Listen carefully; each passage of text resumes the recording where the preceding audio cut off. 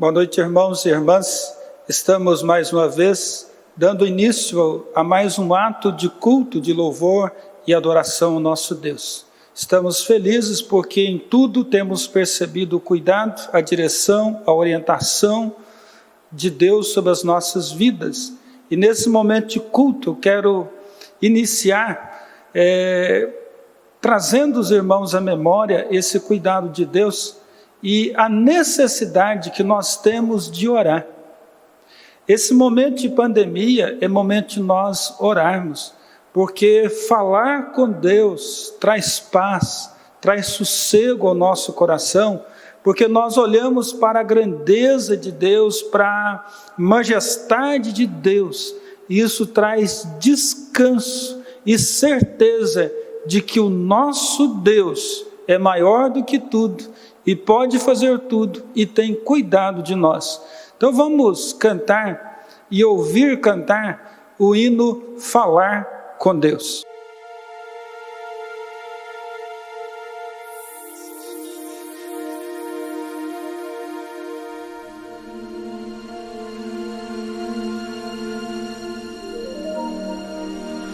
Na oração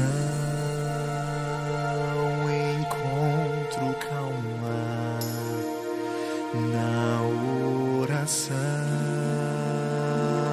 encontro paz. Orar a Deus faz bem à alma, falar com Deus me satisfaz.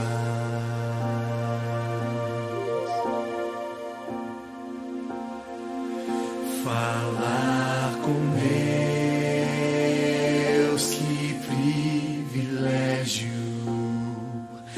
abrir a alma ao Criador, sentir que os céus estão abertos e ouvir a voz do Salvador.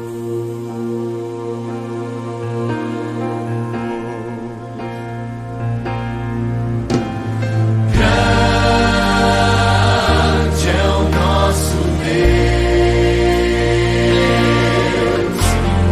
e as obras que Ele faz, o seu amor não tem limites, em seu perdão encontro paz.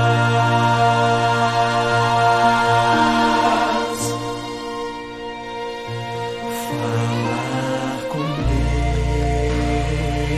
Deus é o que preciso, pois Ele é fonte de poder. Só nele a vida faz sentido, pois me dá forças pra viver.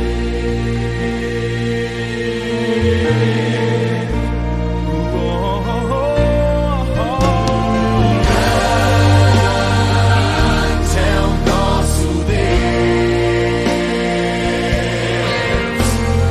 e as obras que Ele faz, o seu amor não tem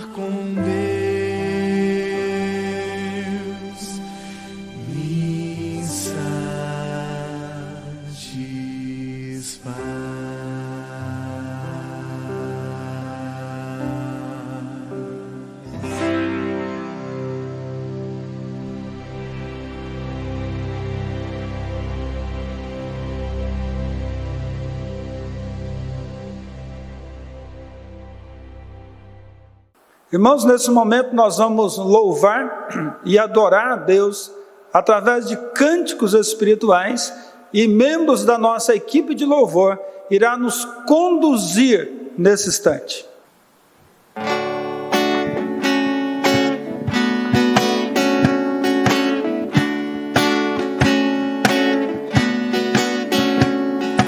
Calmo, sereno e tranquilo, sinto um descanso neste viver. Isso devo a um amigo que só por ele eu pude obter. Ele é Jesus, meu amigo, meu Senhor, o Salvador. Só por ele ganhei a vida eterna com Deus, com Deus. Triste foi sua história, levado à cruz sem pecado algum. Só porque me amou, morreu por mim e não hesitou. Ele é Jesus, meu amigo, meu Senhor, o Salvador. Só por ele ganhei a vida eterna com Deus, com Deus.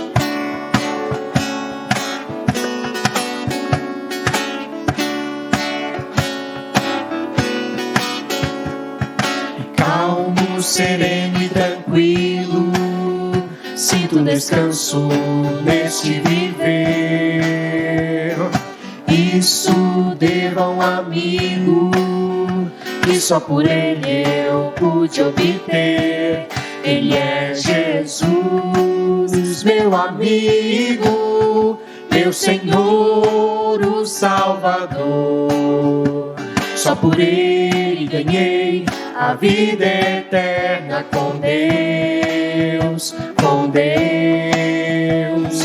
Triste foi sua história, levado à cruz sem pecado algum. Só porque me amou, morreu por mim e não hesitou. Ele é Jesus, meu amigo, meu Senhor, o Salvador. Só por ele ganhei a vida eterna com Deus, com Deus, com Deus.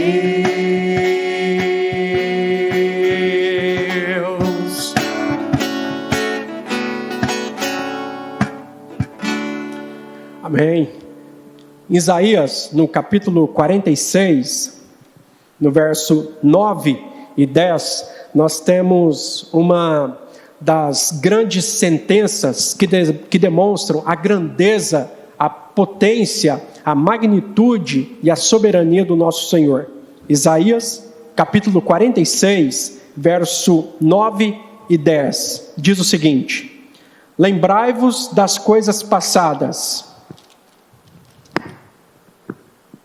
Lembrai-vos das coisas passadas, da antiguidade, que eu sou Deus e não há outro. Eu sou Deus e não há outro semelhante a mim, que desde o princípio anuncio o que há de acontecer, e desde a antiguidade as coisas que ainda não sucederam, que digo, o meu conselho permanecerá de pé, farei toda a minha vontade.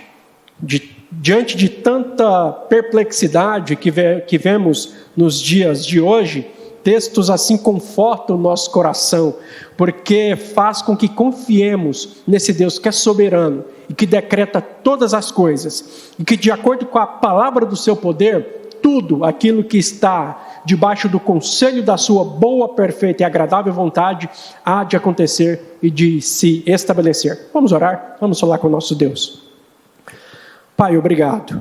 Obrigado porque temos o privilégio de mais uma vez entrar na sua presença e cultuar ao Senhor, adorar o teu santo nome, honrar, ó Deus, o Senhor diante de quem tu és. Reconhecemos a sua grandeza, a sua soberania, os seus decretos, ó Deus, que o Senhor estabelecerá, que o Senhor estabeleceu, hão de se cumprir de acordo com a sua vontade. Confiamos no Senhor. O nosso coração descansa na sua majestade. Sabemos que o Senhor governa, sabemos que o Senhor reina, e, ó Deus, como súditos do Senhor, como cidadãos do reino do Senhor, nós nos submetemos aos seus decretos e andamos, ó Deus, segundo a sua vontade. Deus, muito obrigado, ó Deus, porque em meio a tantos problemas, a essa epidemia que assola o mundo, o Senhor fala ao nosso coração, o Senhor tranquiliza a nossa alma, o nosso espírito é vivificado por meio da sua palavra de vida, que faz, ó Deus, com que nos descansemos na sua majestade. Tu és santo, Tu és perfeito, ó Deus, diante dos seus decretos, nós sujeitamos os nossos pedidos, fazendo com que a nossa oração se harmonize com aquilo que o Senhor estabeleceu, sabendo que essa oração é que será ouvida. Tem misericórdia de nós, aceita o nosso culto, aceita os cânticos que estamos cantando ao Senhor e, sobretudo, fala o nosso coração por meio da sua palavra. É em Cristo que nós oramos. Amém. Amém. Hino de número 11, Santo, Santo, Santo.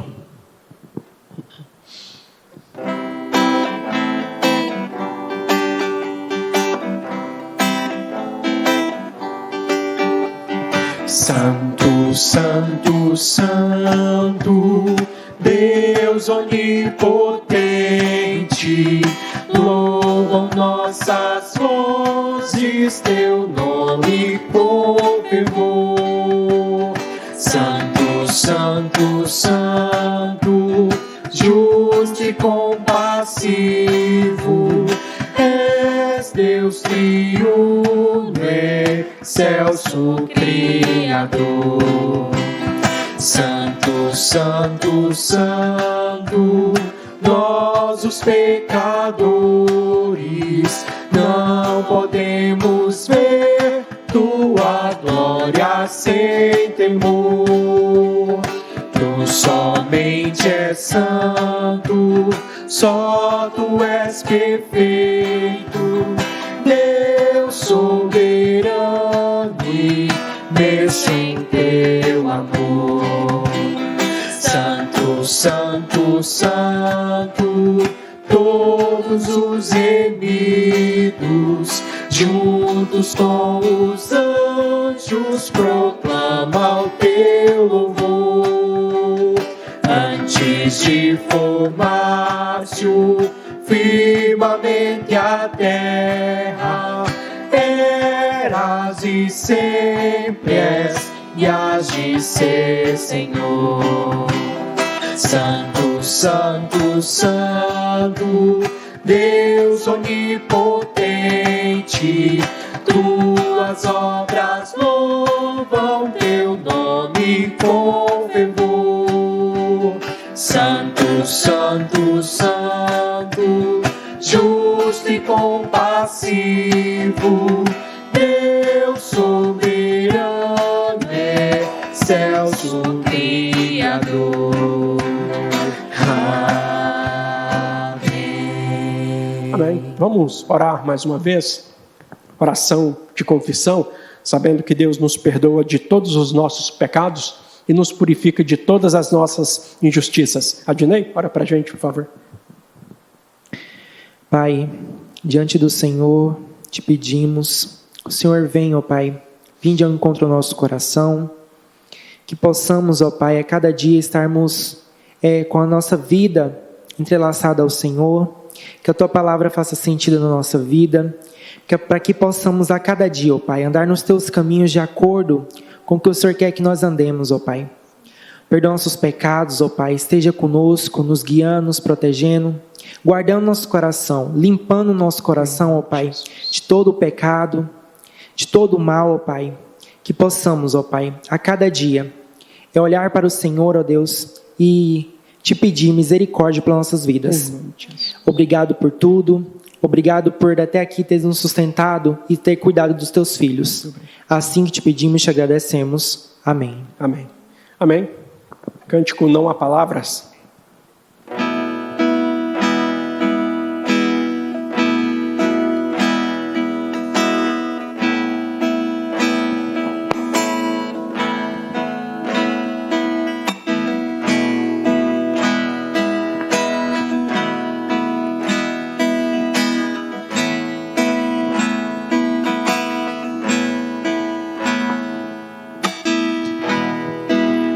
Veio ao mundo pra vida assim me dar.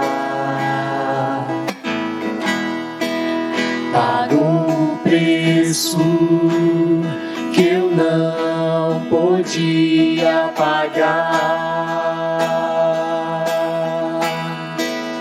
Escolheu morrer pra que eu pudesse hoje viver. Melhor presente só tu pudeste me dar.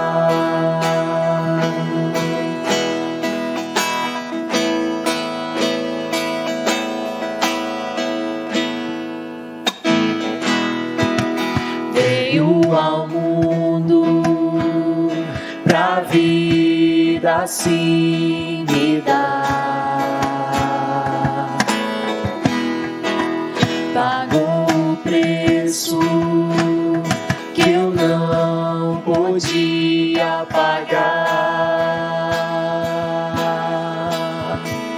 Escolheu morrer pra que eu pudesse hoje viver. Melhor presente só tu pudeste me dar.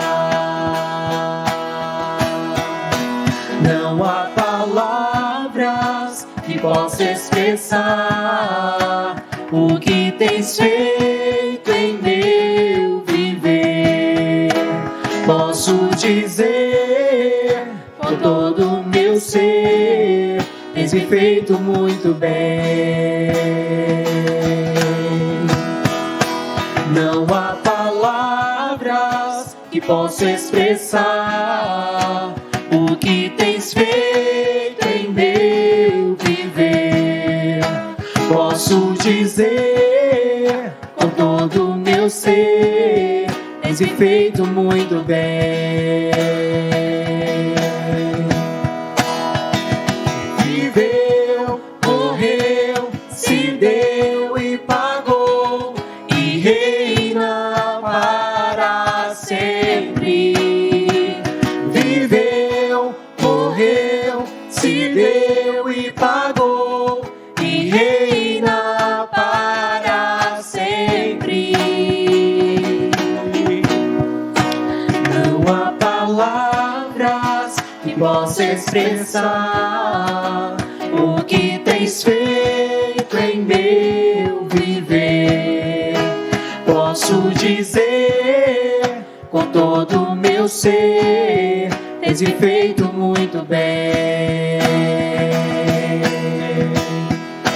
Não há palavras que possam expressar o que tens feito em meu viver.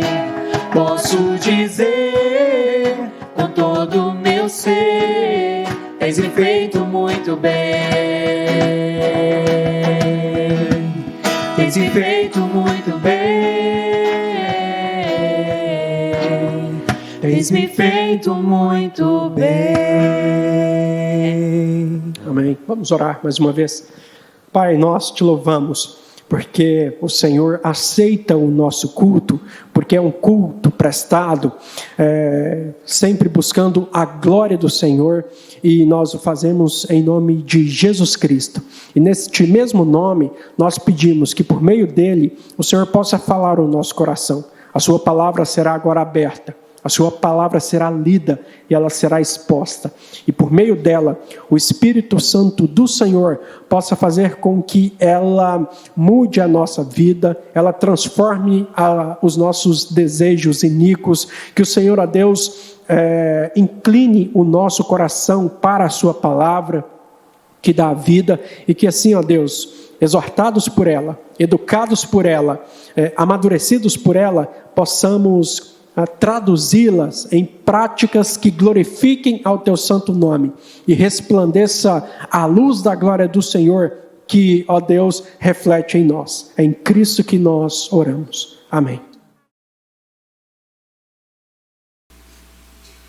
2 Reis 4, 1-7. Certa mulher das mulheres dos discípulos dos profetas clamou a Eliseu dizendo: meu marido, teu servo, morreu, e tu sabes que ele temia ao Senhor. É chegado o credor para levar os meus 2 filhos para lhe serem escravos. Eliseu lhe perguntou: que te hei de fazer? Dize-me que é o que tens em casa. Ela respondeu: tua serva não tem nada em casa, senão uma botija de azeite. Então disse ele: vai, pede emprestadas vasilhas a todos os teus vizinhos, vasilhas vazias, não poucas. Então entra e fecha a porta sobre ti e sobre os teus filhos, e deita o azeite em todas aquelas vasilhas. Põe à parte a que estiver cheia.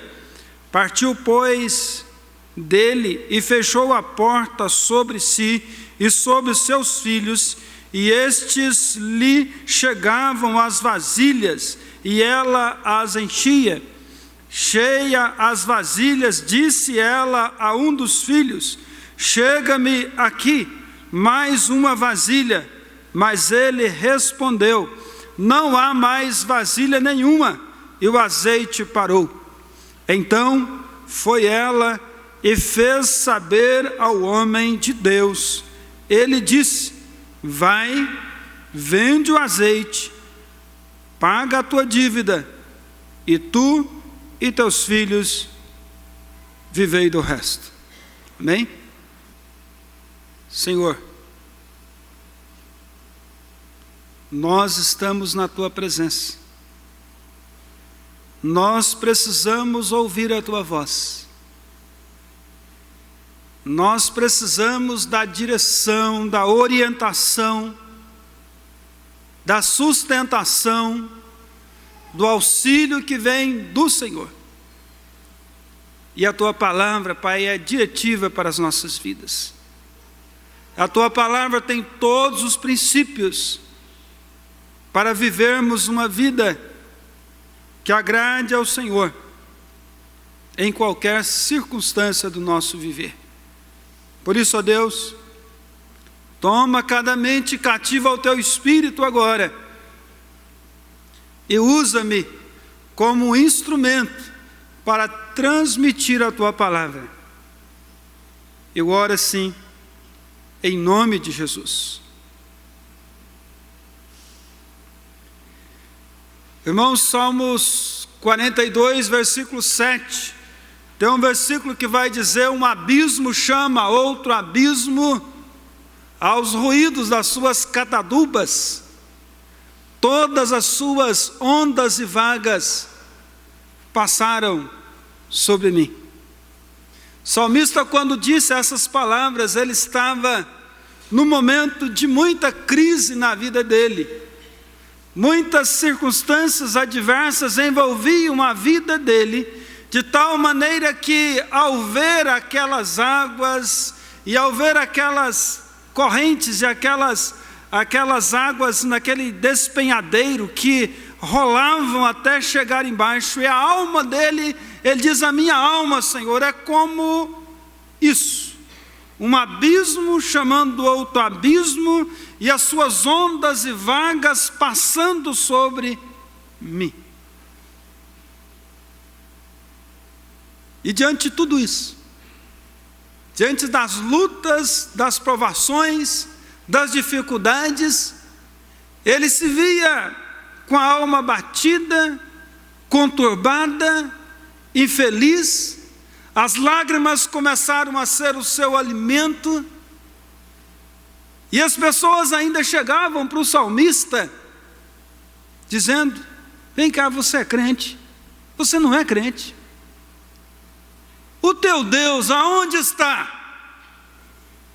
Onde está o teu Deus para você viver desse jeito? Queridos, a aflição é uma realidade inescapável neste mundo caído em que vivemos. Ele faz um dos amigos de Jó, diz em Jó 5, versículo 7, o homem nasce para o enfado. O profeta Jeremias lamentou, dizendo: por que nasci? Será que foi só para ter tristeza e dor e acabar a minha vida na desgraça? Jeremias 20, versículo 18. A vida ela está cheia de problemas, de lutas, de dissabores, que a impressão que dá é que um abismo chama outro abismo, aos ruídos aí das ondas, e nós vamos sendo passados por elas. Jesus disse: no mundo tereis aflições, mas tende bom ânimo, eu venci o mundo. No mundo vamos ter dificuldades, mas tende bom ânimo, eu venci o mundo. Mas além dos problemas que invadem, que cercam, circundam a nossa vida, ainda enfrentamos uma sensação perturbadora de que Deus às vezes parece distante e indiferente à nossa dor. Além da nossa dor, muitas vezes nós temos a sensação perturbadora em nosso coração de que Deus está distante, de que Deus está indiferente. Em certo momento Jó gritou: por que te escondes de mim?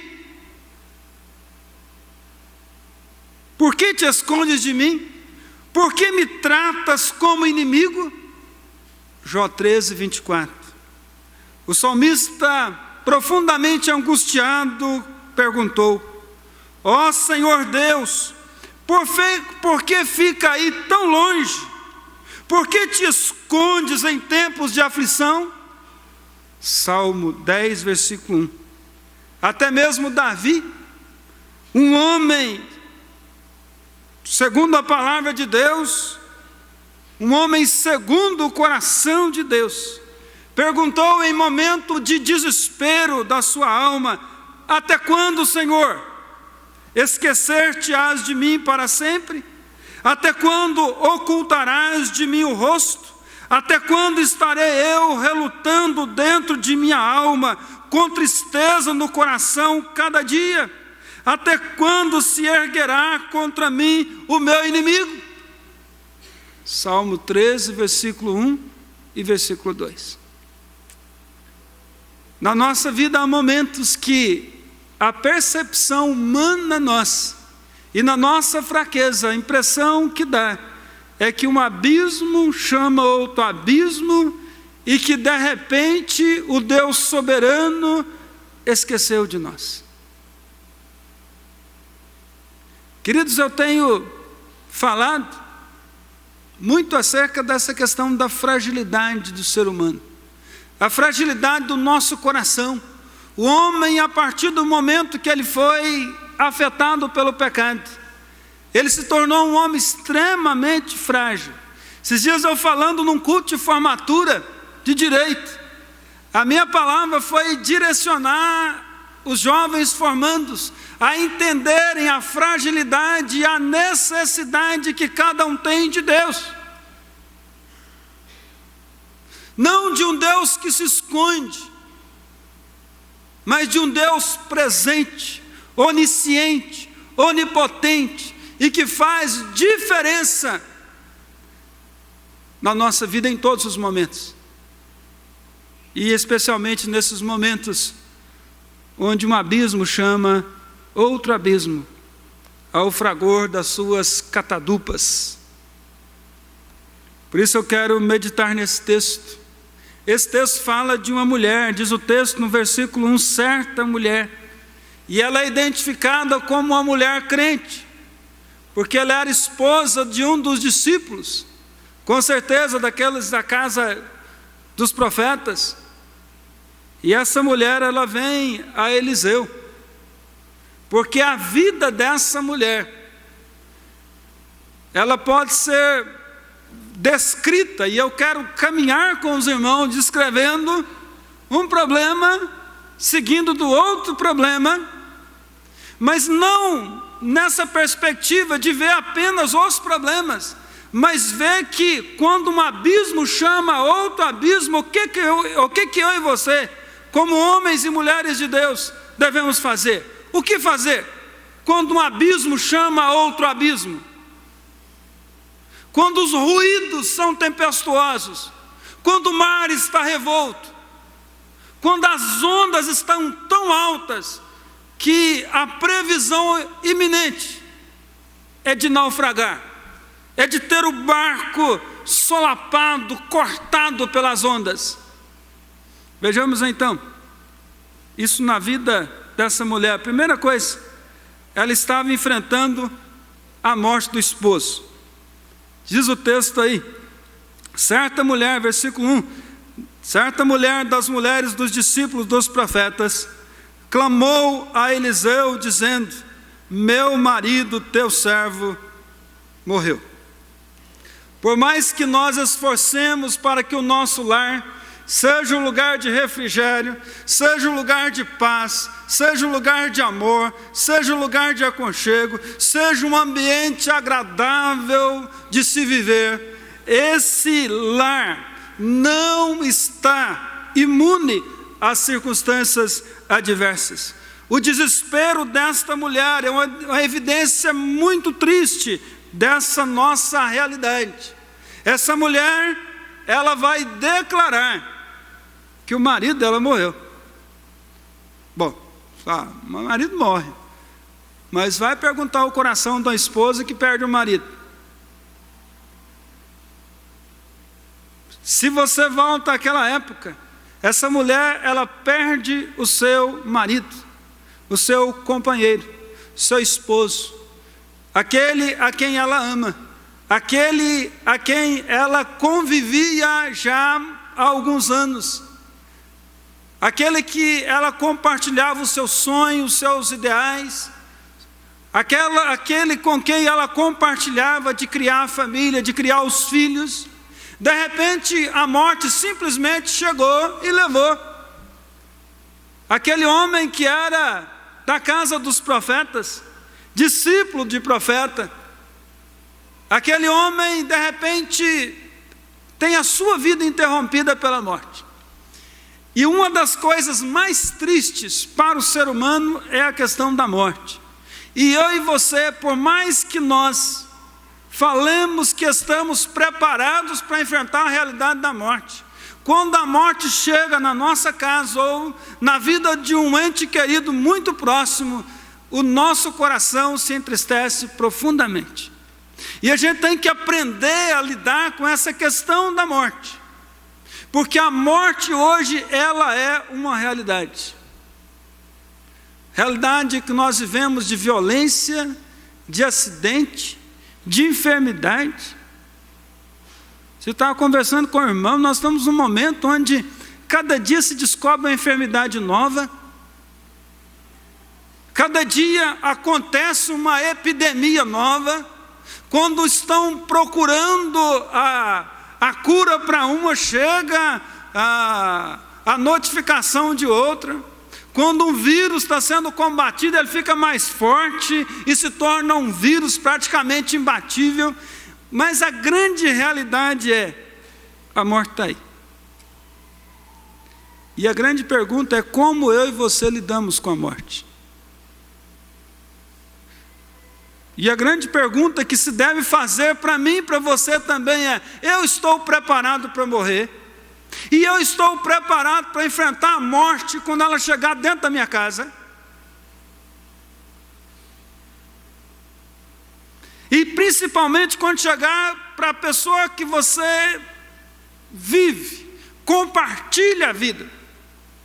Diz o texto que essa mulher chega para o profeta e fala: profeta, meu marido, teu servo, morreu. Segunda coisa que nós vemos aí, ela está enfrentando o luto, a dor da perda, mas ela está enfrentando um dilema espiritual. Olha o que ela vai dizer. Clamou a Eliseu dizendo: meu marido, teu servo, morreu, e tu sabes que ele temia ao Senhor. Sabe aquela exclamação do coração dessa mulher? Embora ela não declare, o que nós percebemos é que parece que no seu coração, aquela pergunta que com frequência nós fazemos diante da morte, diante da perda de uma pessoa, ou diante de uma circunstância adversa. Mas ele temia a Deus. Por que, Senhor? Algumas perguntas. Por que, Senhor? Por quê? Outra pergunta. Meu marido era temente ao Senhor. Mas aí a Bíblia diz que a morte do justo é preciosa aos olhos de Deus. Por que o Senhor permitiu que ele morresse agora? Eclesiastes 3 vai dizer: há tempo para todo propósito debaixo do céu. Há tempo de nascer e tempo de morrer. Salmo 139, versículo 16 diz assim: os meus olhos te viram substância ainda informe, e no teu livro foram escritos todos os meus dias, cada um deles escrito e determinado quando nenhum deles havia ainda. Queridos, mas diante das lutas e das provações, aqui nós estamos diante da realidade do luto, da realidade da perda dessa mulher, e ela olha, o Senhor sabe que ele temia a Deus. E podemos afirmar isso: olha, fulano morreu e ele temia, glória a Deus por isso. Para mim, a maior alegria que tenho é quando eu sei, não a alegria da morte, viu, querido? A alegria, sim, quando a pessoa morreu, vai andar a notícia e fala: mas ele era servo do Senhor.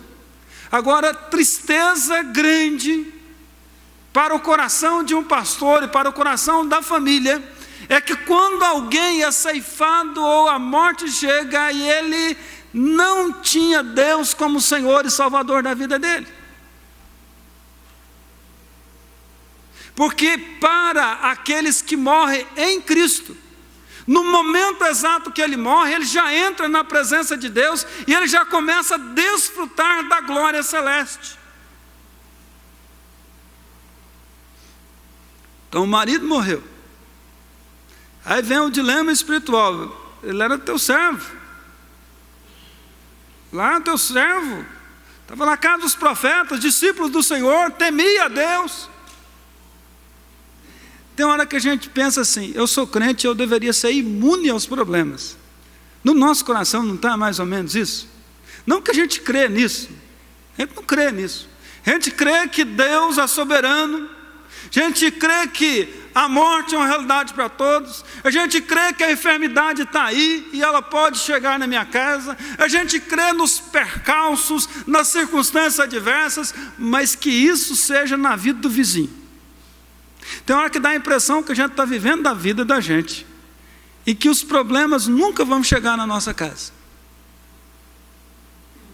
E aí quando o problema chega à nossa casa, você que era às vezes consolador, passa a ser atribulado e passa a desconfiar naquilo que você confia.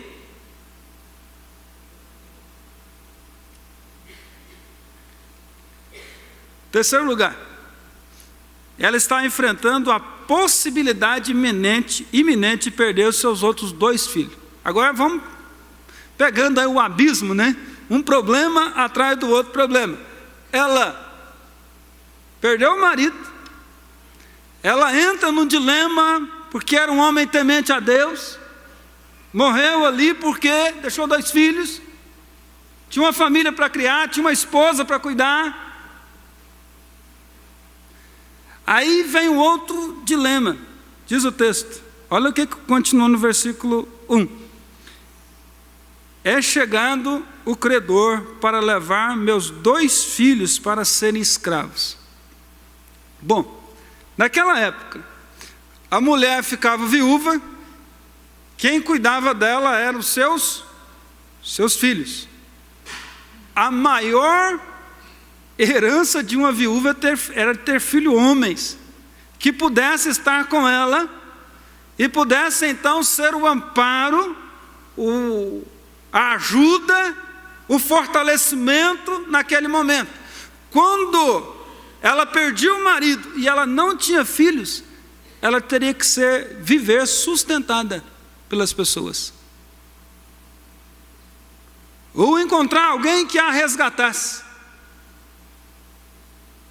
Então o dilema dela vai aumentando, o coração dela vai ficando cada vez mais apertado, mais sufocado. Com certeza a coisa vai arrochando. O credor chegou. E o credor foca em quê? Nos 2 filhos. A Torá permitia que os filhos fossem levados para quitar a dívida. Aí eles iam trabalhar por um período determinado e iam ficar como escravos. Agora você imagina, a mãe perde o marido, a mãe entra em dilema espiritual, e a mãe perde mais 2 filhos para ser escravo, porque não tem dinheiro para pagar a conta. Perder filho é uma questão extremamente séria. Tem mãe que não suporta perder filho nem no casamento. Chora as pitangas, né? Só de pensar na possibilidade. Tem pai que coloca na internet, aí namoro é a coisa mais absurda, né? Gente má que vem para levar você, para afastar você de mim. Essa ideia de pai perder filho, isso é uma coisa muito séria, porque filho, eles fazem parte de um amor muito pessoal do coração do pai e da mãe. Quem entende essa relação de pai e filho é só quem é pai e mãe. Porque é uma coisa muito próxima. Parece que Deus, parece não, né? Deus criou uma coisa tão perfeita que se tem alguém que é dependente de pai e mãe, é filho. Ele cresce dependente de você para tudo. Você cuida dele desde o momento, ele já nasce chorando e vai sendo cuidado em todo, depende do pai e da mãe em tudo. E cria um vínculo de amor tão profundo que isso não dá para mexer. Então mexer com o filho, mexe com o pai. Briga com o pai, briga com a mãe. E a mãe, de repente, tem a possibilidade de perder os seus 2 filhos para a escravidão. Ser escravo porque o marido morreu. Olha o problema um atrás do outro. E em quarto lugar, ela estava enfrentando as dívidas. Imagina você agora, olha o texto. É chegado o credor. Só chega o credor na casa de quem? Quem deve. Olha o versículo de número 2. Eliseu lhe perguntou: que hei de fazer? Disse-me que é o que tendes em casa. O que ela tem em casa? Ela respondeu: pensa numa mulher rica. Esposa de pastor é uma bênção, né? Olha essa mulher aí, como ela é rica. Tua serva não tem nada em casa, senão uma botija de azeite. Sabe qual que era o que aquela mulher tinha para cuidar dela e cuidar da vida dos filhos dela? Uma botija de azeite. Ou paga, eu levo suas crianças. Ele diz, é um abismo chamando o outro, é um problema chamando o outro, né? Diz, viúva de profeta, de discípulo de profeta, que tinha filhos, mas que tinha dívidas. Não tem coisa mais triste do que o marido morrer e deixar as contas todas para a esposa pagar. E pior ainda, quando a esposa não tem condição de pagar. Eu nunca esqueço uma vez que uma senhora morreu, e ela era mãe de 4 adolescentes. E ela vivia do salário do esposo, que não era muita coisa. Quando ele morreu, como a família ia sobreviver? Esse é um dilema que vem ao coração, que vem à alma. E aí, o que eu vou fazer? Queridos, nesses momentos, se a pessoa não for temente a Deus, ela faz besteira. E preste atenção no que eu vou dizer, todos os irmãos e irmãs. Tome cuidado quando você estiver em crise. Não confie nas suas emoções. Não confie em pensamentos que vêm ao teu coração. Porque o que vem de pensamento ruim no momento da crise não é fácil. Gente que trabalha em aconselhamentos pastorais, o que a gente ouve das pessoas quando estão em crise são coisas que você nem imagina que passaria para o coração de alguém crente no Senhor Jesus. E ainda mais daqueles que não têm Cristo. Então o que essa mulher faz? Diz o texto aí que ela busca em Deus a ajuda necessária. Olha o texto, diz o versículo 1. Certa mulher das mulheres dos discípulos dos profetas clamou a Eliseu dizendo. Quem era Eliseu? Eliseu era um profeta. Quem era o profeta no Antigo Testamento? É aquele que era a boca de Deus para anunciar a vontade de Deus para o homem. Então ela vai até o profeta para saber e com certeza buscar a orientação de Deus para a vida dela. E aí o profeta vai perguntar, o que eu hei de fazer, o que você tem? Ela fala, não tem nada, eu só tenho uma botija de azeite. Mas a grande pergunta é o que fazer? Ela vai clamar, diz o texto que ela clamou ao profeta. Hoje eu e você, nós não vamos ao profeta humano, mas nós vamos ao profeta Jesus. Jesus, quando ele vem, ele assume o ministério do profeta, do sacerdote e do rei. Ele tem esses 3 ofícios na sua pessoa. E o que nós temos que fazer diante da crise, quando um abismo chama outro abismo, é clamarmos pelo nosso profeta, sacerdote e rei. E clamar mesmo, queridos. E olha como é o clamor. O clamor é falar o que está acontecendo, sem esconder nada de Deus. Isso é oração, queridos.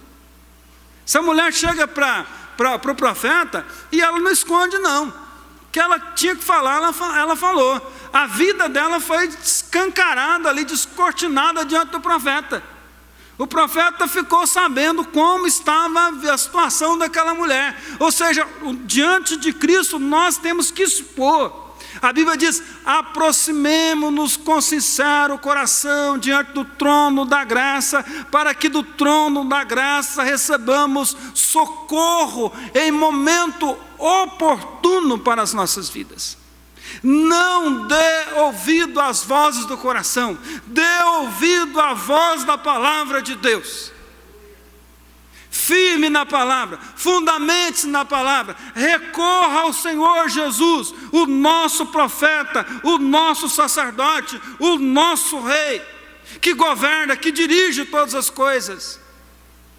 sabendo o seguinte, que em Cristo todas as coisas estão já conhecidas, e em Cristo nós vamos ter a sustentação necessária. Foi Cristo que diz: no mundo vamos ter dificuldades, mas tem de bom ânimo, não perca o ânimo, não perca a esperança. Ele diz: eu venci, e eu e você vamos vencer nele. Para chegarmos lá, como o apóstolo Paulo dizendo: combati os combates, enfrentei os abismos e abismos. Mas não ouça, o grande problema nosso é que nós ouvimos o nosso coração pecaminoso. Quantos casamentos, às vezes em crise, e ouve a voz do coração pecaminoso ao ouvir a voz da palavra de Deus. Quantas famílias, quantas pessoas que às vezes vivem a crise, e no lugar de dar ouvido à voz, uma das coisas que a Bíblia diz é: o homem de Deus não anda no conselho dos ímpios. Ou seja, se não vem da palavra de Deus, nós não temos que dar ouvido aos conselhos. Principalmente no momento da crise, porque na crise, querido, a emoção fala mais alta. E quando a emoção sobrepõe a razão, nós podemos tomar decisões equivocadas, erradas. Primeira coisa aí, ela busca, ela clama a Deus. Eu gosto muito de Ana. Ana estava vivendo esse momento de um problema atrás do outro. Ela era estéril. Para ajudar, o marido dela colocou uma outra mulher dentro de casa. Aí ela, sabendo que não podia ter filho, e agora vai ter uma mulher dentro de casa, jogando na cara dela, que está dormindo com o marido dela, porque ela era incapaz de dar à luz a filhos. Isso gerou nela depressão profunda, tanto que ela não comia nem bebia. Sabe o que Ana fez? Diz o texto da Bíblia lá em 1 Samuel 1, versículo 10, que ela levantou-se Ana, e com amargura de alma orou ao Senhor, e chorou abundantemente, dizendo: Deus, descerra a minha madre, eu quero dar à luz a um filho. Sabe o que ela fez? Ela buscou a Deus.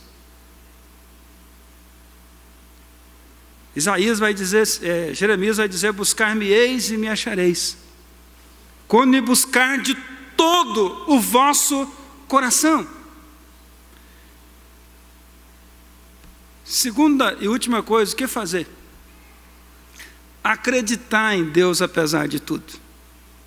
Primeiro é clamar, buscar a Deus. Segunda coisa é acreditar em Deus apesar de tudo. Quando você lê esse texto aqui, você acreditaria? Sabe o que o profeta falou para a mulher? O que você tem? Ela falou: profeta, eu tenho, única coisa, não tem nada, só tem uma botija com azeite. Então, diz o texto: então disse ele: vai, pede emprestado vasilha. Versículo de número 3 até o final, ele vai dizer, vai contar a história. Eu vou contar para você, para não precisar de ler o texto. Você vai e pega vasilha, mas manda os seus filhos nas vizinhanças todas e juntar vasilha. Pega tudo. Depois você entra para o seu quarto, fecha a porta e começa a encher. Vai, encher. Só tem uma botija, só tem azeite numa botija, vai encher a outra de quê? Ela não questionou, não, questionou? Mandou os filhos, e os filhos foram na vizinhança e buscou todas as vasilhas vazias e trouxeram, e ela ia pedindo: passa uma vasilha, ele passava, ele encheria, passa outra vasilha, passava, foi passando tudo. Diz o texto, chegou no final, ela perguntou: manda mais vasilha? Ele falou: não, acabaram as vasilhas vazias. Deus abençoou e agraciou, e todas aquelas vasilhas vazias que aquela viúva tinha, Ele supriu enchendo de azeite. Deus é o Deus que supre. Deus é o Deus que atende. A mulher estava com dívida. O profeta não mandou ela dar calote. Hoje a gente vê umas pregações por aí que é brincadeira, né? Pastor mandando dar calote. Não, eu fico encantado com isso, porque encheu as vasilhas tudo de azeite. A primeira coisa que Eliseu falou para ela é o seguinte: agora você vai, vende esse azeite todo que Deus te deu, essa produção toda de azeite que você não plantou, que você não colheu, mas Deus encheu. Você vai agora e vende tudo. Paga, a primeira coisa, você paga a sua dívida para esse credor ir embora da porta da sua casa. Paga a dívida. E depois você e seus filhos vão viver do resto. Nós temos que acreditar em Deus. As lutas estão aí. As batalhas estão aí. Enfrentamos lutas e provações, mas nós temos que entender que o nosso profeta, que o nosso sacerdote e rei, Jesus, é Ele que supre as nossas. Às vezes você pode falar: eu com um milagre desse eu ia servir a Deus, hein? Com um milagre de Deus, aí sim, se tem milagre maior. Aquela despensa cheia na sua casa. Aquele emprego que vem com todo final do mês, salário batendo na conta, você com dinheiro para pagar, você aquela casa bonita para morar com seus filhos, você conseguindo pagar todas as suas contas, isso é bênção, querido. O que o texto está mostrando? Deus supriu o que aquela mulher precisava para pagar as contas dela, para ter dignidade, para que o cobrador pudesse ir embora da porta da casa dela. Nós precisamos entender o cuidado de Deus para a nossa vida. Mas nós precisamos entender a gratidão que nós temos que ter para com Deus. E viver para a glória dEle por tudo que Ele tem feito nas nossas vidas, querido. Às vezes nós olhamos para um texto desse: eu quero um milagre desse. Você tem que dizer muito obrigado porque esse milagre tem acontecido todo dia na minha vida. Não é verdade? Você está tendo azeite todo dia na sua casa. Arroz, feijão, picanha, contrafilé e por aí vai. Lasanha e tudo que você gosta, você fala: vai lá, meu filho, compra. Tem gente que acha que... Quem está te dando isso? Quem está multiplicando o azeite da sua botija? É Deus. No abismo, olhe para Deus. Na crise, olhe para Deus, que você vai ver como Ele tem suprido o seu azeite, como Ele tem enchido a sua despensa, como Ele tem abençoado o teu viver. Aí você vai ter aquela vida de louvor, adoração a Deus. Às vezes você nem vai pedir. Por isso que eu falo que nós não podemos deixar de adorar a Deus. Porque a gente tem uma mania de começar a orar pedindo. Se a gente começar só a orar adorando, contemplando quem Deus é, e depois da adoração você começasse a louvar por tudo que Deus te dá, você ia chegar no final, você nem ia pedir.